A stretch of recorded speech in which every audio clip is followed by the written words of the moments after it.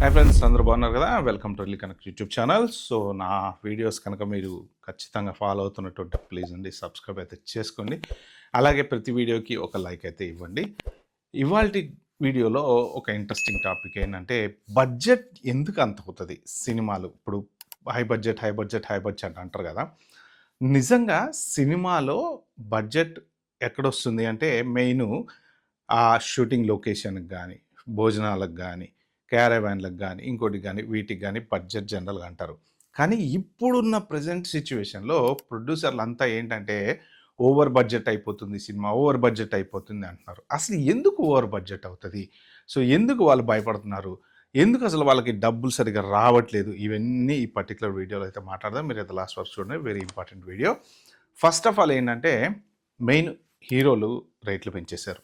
ఎందుకు పెంచేశారు అంటే, ఒకప్పుడు ఏది కోవిడ్ దగ్గర నుంచి ఈ గోలంతా స్టార్ట్ అయిందన్నమాట. కోవిడ్ దగ్గర నుంచి ఏమైందంటే, ఈ ఓటీటీలు ఎప్పుడైతే టక్క టక్క టక్క టక్క టక్క సినిమాలు కొనుక్కోవటం మొదలుపెట్టేసినాయో, చేప ఫుడ్ వేయగానే మింగుతూ ఉంటుంది చూసారా, అలాగా ఆ కోవిడ్ దగ్గర నుంచి వీళ్ళకి ఏమైందంటే, ఇప్పుడు పెద్ద హీరో అయితే ఇంత బడ్జెట్, ఇంకా పెద్ద హీరో అయితే ఇంత budget. For example Ram Charan అయితే ఒక బడ్జెట్, మెగాస్టార్ అయితే ఒక బడ్జెట్, లేకపోతే ఇంకో కొంచెం చిన్న హీరో అయితే ఇంకొక బడ్జెట్, అల్లరి నరేష్ అయితే ఒక బడ్జెట్. ఇలాగా ఇప్పుడు గ్యారంటీడ్ హీరోస్ అనమాట. పెద్ద హీరోలు అంటే వాళ్ళ సినిమా గ్యారంటీడ్ అనే టైప్లో వాళ్ళు ఏంటంటే విపరీతంగా డబ్బులు ఇచ్చేసి కొనుక్కోవటం అనేది మొదలుపెట్టాడు.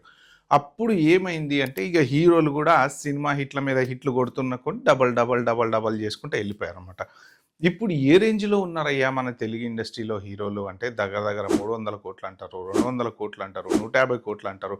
సో ఆ టైప్లో అసలు ఈ హై బడ్జెట్ 100 కోట్లు స్టార్ట్ అయింది ప్రభాస్ తోటి.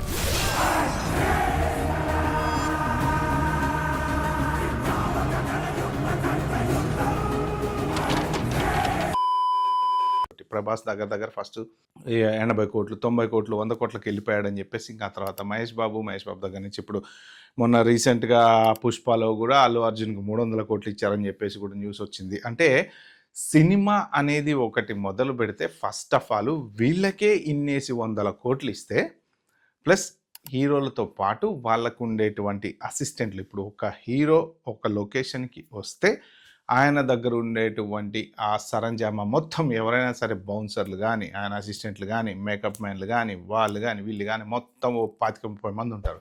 హీరో ఒక్కడే, హీరో చుట్టూ 30 మంది మినిమం ఉంటారనమాట. సో ఆ 30 మందికి డైలీ సపరేట్ భోజనాలు తెప్పించాలి, వాళ్ళకి సపరేట్గా ఏది మన బేటాలు ఇవ్వాలి. అదర్ దాన్ దట్ మళ్ళీ డైలీ వాట్ ఎవర్ ఇది ఏదైతే కాస్ట్ ఉంటుందో ఆ కాస్ట్ ఇవ్వాలన్నమాట. దాంట్లో కూడా కాస్ట్ అనేది డిఫరెంట్గా ఉంటుంది. ఇప్పుడు పర్సనల్ మేకప్ మ్యాన్ ఉంటాడు, ఆయనకి చాలా ఉంటుంది. ఒక్కోసారి పర్ డే ₹1,00,000 ఇచ్చే మేకప్ మ్యాన్లు కూడా ఉంటారు. సో పర్సనల్ స్టైలిస్ట్ ఉంటారు, తర్వాత హెయిర్ స్టైలిస్ట్ ఉంటారు. ఒక్కొక్కడు ఒక్కొక్క రేంజ్లో 1,00,000, 2,00,000, 3,00,000 కూడా తీసుకుని ఉంటారు. అంటే సింపుల్గా ఒక హీరో, పెద్ద హీరో లొకేషన్కి వచ్చి సినిమాలో యాక్ట్ చేస్తే ఒక్కొక్కసారి ఆ ఖర్చు దగ్గర దగ్గర రోజుకి 20-30 లక్షలు అయ్యేటువంటి ఛాన్స్ కూడా ఉంటుందన్నమాట. ఎందుకంటే అంత పెద్ద పెద్ద హీరోలు కాబట్టి. నెక్స్ట్గా హీరోయిన్లకు వస్తే, వాళ్ళకి ఇచ్చేది హీరోలతో కంపేర్ చేస్తే బడ్జెట్ పరంగా, రెమ్యునరేషన్ పరంగా 2 కోట్లు మ్యాక్సిమం. టాప్ హీరోయిన్ అంటే ఇక 3 కోట్లు అనుకోండి ఇక ఫర్ ఎగ్జాంపుల్. సో 3 కోట్లు అది హై లెవెల్కి వెళ్తే. సో మామూలుగా 1,00,00,000, 1,50,00,000, 2 కోట్లు ఆ రేంజ్లోనే ఉంటారు. ఇంకా తక్కువ హీరోయిన్ తక్కువ ఇప్పుడు వీళ్ళతో పాటు ఒక అసిస్టెంట్లు వస్తారు. దగ్గర దగ్గర 15 మంది అసిస్టెంట్లు ఉంటారు హీరోయిన్కి. ఎందుకంటే నడిపించేవాడు, గొడుగు పట్టుకునేవాడు, మేకప్ వేసేవాడు, ఇలా లెక్కేసుకుంటూ పోతే కొంతమంది హీరోయిన్లు ఆమె కారవాన్ని దిగి సెట్లోకి వచ్చేటప్పుడు మొత్తం చుట్టూ అసిస్టెంట్లే ఉంటారన్నమాట. అసిస్టెంట్, హెయిర్ స్టైలిస్టులు, మేకప్ మ్యాన్లు, డ్రెస్ వేసేవాళ్ళు, డ్రెస్ కట్టేవాళ్ళు, చీర కట్టే అమ్మాయి, ఇంకొక అమ్మాయి, వాళ్ళు వీళ్ళు కలిపి లెక్కేస్తే మొత్తానికి దగ్గర దగ్గర ఒక 10-15 మంది అసిస్టెంట్లు ఉంటారన్నమాట. సో ఇప్పుడు ఇక్కడ చూసుకుంటే హీరోయిన్ బాంబే నుంచి వస్తుంది. మన తెలుగు అమ్మాయిలు ఎంతమంది ఉన్నారండి? హైదరాబాద్లో ఉండేటువంటి, లోకల్లో ఉండేటువంటి హీరోయిన్లు ఎవరున్నారు? ఎంతమంది ఉన్నారు? చాలా తక్కువ మంది ఉన్నారు. సో మోర్ ఆర్ లెస్ అందరూ కూడా బాంబే నుంచో, చెన్నై నుంచో, అక్కడి నుంచో, ఇక్కడి నుంచో రావాల్సిందే. సో వాళ్ళకి అప్ అండ్ డౌన్ ఫ్లైట్ టికెట్లు, వాళ్ళకు ఒక రూము, వాళ్ళతో పాటు వచ్చినటువంటి 15-20 మంది అసిస్టెంట్లు ఉంటారు చూసారా, వీళ్ళందరికీ మళ్ళీ 5 స్టార్ హోటల్లో, ఏ రాడిసన్ లాంటి హోటల్లోనో రూమ్లు వేయాలన్నమాట. ఇప్పుడు ఒక షెడ్యూల్ నడుస్తుంది. ఫర్ ఎగ్జాంపుల్ ఒక 15 డేస్ షెడ్యూల్లో ఈ హీరోయిన్ పార్ట్ ఉందనుకోండి. ఆమె ఇవాళ షూట్లో ఉంటుంది, రేపు ఉండకపోవచ్చు, ఎల్లుండి ఉంటుంది, తర్వాత 4 రోజులు గ్యాప్ ఉండొచ్చు, మళ్ళీ 5వ రోజు ఉంటుంది. సో ఇప్పుడు ఈ గ్యాపులలో ఒక్కరోజు గ్యాప్ కోసం అయితే మళ్ళీ ముంబై వెళ్ళి వెనకైతే రాలేరు కదా. సో అందుకని చెప్పేసి ఏంటంటే వాళ్ళ కోసం 5 స్టార్ హోటల్లో రూమ్స్ ఇస్తారనమాట. షూటింగ్ అయిపోయిన తర్వాత ఇంటికి వెళ్ళాలి కదా, ఎక్కడికి వెళ్తారు వాళ్ళు, మళ్ళీ ముంబై పోయి రాలేరు కదా, మళ్ళీ 5 స్టార్ హోటల్లో రూమ్లు ఇస్తారనమాట. ఇప్పుడు ఈ లొకేషన్లో ఇచ్చేటువంటి ఖర్చులు కాకుండా, బేటాలు కాకుండా, వాళ్ళ హెయిర్ స్టైలిస్ట్ జీతాలు కాకుండా 5 స్టార్ హోటల్లో ఫుడ్డు, భోజనాలు, ఖర్చు ఇదంతా ఎవరు భరించాలి అంటే ప్రొడ్యూసర్ భరించాలి. ఈ 2 అయిపోయినాయి కదా. ఇక నెక్స్ట్ చూసుకుంటే కొంతమంది పెద్ద పెద్ద ఆర్టిస్టులను పెట్టుకుంటూ ఉంటారు. నార్త్ నుంచి వచ్చేటువంటి ఆర్టిస్టులు కొంతమంది ఉంటారు. మనకు ఆట ఆడించడం కూడా తెలుసు.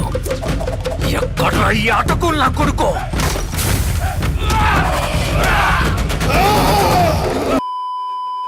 తమిళనాడు నుంచి వచ్చేటువంటి ఆర్టిస్టులు కొంతమంది ఉంటారు. బతకడానికి డబ్బక్కర్లేదన్నయ్య, ఒక మంచి తోడు ఉంటే చాలు, బతికేయచ్చు. వాళ్ళకి సేమ్ అదే రోజుకింతని, తర్వాత వాళ్ళకి వాళ్ళ దగ్గర ఉండేటువంటి ఒక 4 3 5 అసిస్టెంట్లకి వాళ్ళకి రూమ్స్ అయితే ఇవ్వాలన్నమాట.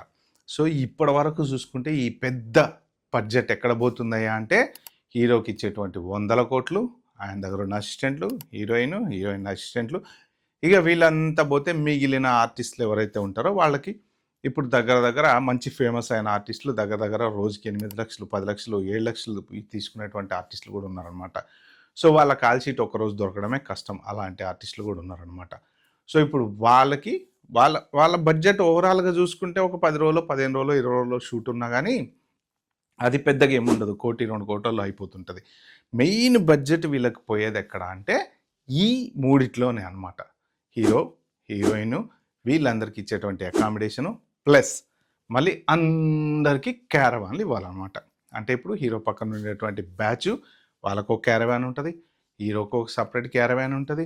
తర్వాత ప్రతి ఒక్క ఆర్టిస్ట్కి ఇవాళ రేపు జబర్దస్తులో యాక్టింగ్ చేసి వచ్చినటువంటి ఆర్టిస్టులకు కూడా క్యారవాన్ కంపల్సరీ అనమాట. అంటే ఒక పెద్ద సినిమా షూటింగ్ జరుగుతుంటే ఒక 50 క్యారవాన్లు ఉంటాయి. ఎందుకు అంటే ప్రతి ఓడికి నాకు క్యారవాన్ కావాలి, నాకు క్యారవాన్ కావాలి, నాకు క్యారవాన్ ఆర్టిస్టులు అంటారు అనమాట వీళ్ళని. ఒకప్పుడంతా ఎలా కూర్చున్న వాళ్ళు సినిమా ఇండస్ట్రీలో షూటింగ్ జరిగేటప్పుడు మన పెద్ద పెద్ద మెగాస్టార్ కానీ, దాసనారాయణరావు కానీ, ఒక రాఘవేంద్రరావు కానీ, వీళ్ళంతా గొప్ప గొప్ప డైరెక్టర్లు వీళ్ళంతా ఏంటంటే ఒక టెంట్ వేసేవాళ్ళు, పెళ్ళికి వేసినట్టు టెంట్ వేసి ఆ టెంట్ కింద అందరూ కూర్చుని కథ గురించి మాట్లాడుకోవటం, కలిసి భోజనాలు చేయటం, అక్కడే వండింది తినటం. సో అలాగా ఉండేవాళ్ళు అనమాట. అంటే డైరెక్టర్కి ఒక బాధ్యత అనేది ఉండేది. ఏంటి అంటే నేను ప్రొడ్యూసర్కి ఒక 50 లక్షల్లో సినిమా చేస్తానన్నాను కాబట్టి 50 లక్షల్లోనే చెయ్యాలి అనేటువంటి బాధ్యత. హీరోకి ఒక 10 రోజులు నేను కాల్ షీట్స్ తీసుకున్నాను కాబట్టి 10 రోజుల్లోనే హీరో, ఎందుకంటే అగ్రిమెంట్ రాసుకుంటారు కదా, 10 రోజుల్లో ఆయన్ని కంప్లీట్ చేయాలి వర్క్. ఇలాంటి రెస్పాన్సిబిలిటీ బాగా ఉండటం వల్ల ఏమవుతుందంటే అప్పట్లో బడ్జెట్ అనేది మహా పెరిగితే కొంచెం పెరిగేదేమో కానీ ఓవర్ హైప్డ్ బడ్జెట్ అనేది పెరిగేది కాదనమాట. ఇప్పుడున్న పరిస్థితుల్లో ఇంకా బడ్జెట్ పెరగడానికి కారణం ఏంటంటే బై మిస్టేక్ ఒకరోజు కనుక షూటింగ్ పోస్ట్పోన్ అయింది అనుకోండి. ఫర్ ఎగ్జాంపుల్ ఇప్పుడు మన గేమ్ చేంజర్ సినిమా ఉంది, శంకర్ది, రామ్ చరణ్ది. ఎందుకు అంటే అది భారీ బడ్జెట్ సినిమా, దానికి వాడేటువంటి ఎక్విప్మెంట్లు కానీ, కెమెరా సిస్టమ్స్ కానీ, లైటింగ్ సిస్టమ్స్ కానీ మొత్తం కూడా రెంట్కి తెచ్చి వాడుతుంటారు. ఎందుకంటే ఎవరు కొని పెట్టుకోరు కదా. సో దాని కాస్ట్ చాలా హై కాస్ట్. సింపుల్గా ఒక్కరోజు హీరోకి బాగాలేదనో లేకపోతే డైరెక్టర్కి బాగాలేదనో వాళ్ళు షూటింగ్కి రాలేదనుకోండి, ఇది మొత్తం ఖర్చు అంతా కూడా ఆల్రెడీ సెట్కి రెడీ చేసి పెట్టుకున్న తర్వాత ఒక్కొక్కసారి అవ్వచ్చు, ఒక్కోసారి వాళ్ళకి బాగాలేపోయి ఉండొచ్చు, లేకపోతే సడన్గా పని ఉండొచ్చు, ఫ్యామిలీ ఎమర్జెన్సీ రావచ్చు, ఇంకోటి మనుషులు అన్నాక అందరికీ ఏదో ఒకటి సమస్యలు అనేవి రాకుండా ఉంటాయి కదా. సో ఈ లొకేషన్లో అంతా సెటప్ చేసుకున్న తర్వాత తీరా షూటింగ్ క్యాన్సిల్ అంటే ఈ పెట్టిన ఖర్చు అంతా పోద్ది అనమాట. సో ఇలా వేస్టేజ్ చాలా ఉంటుంది.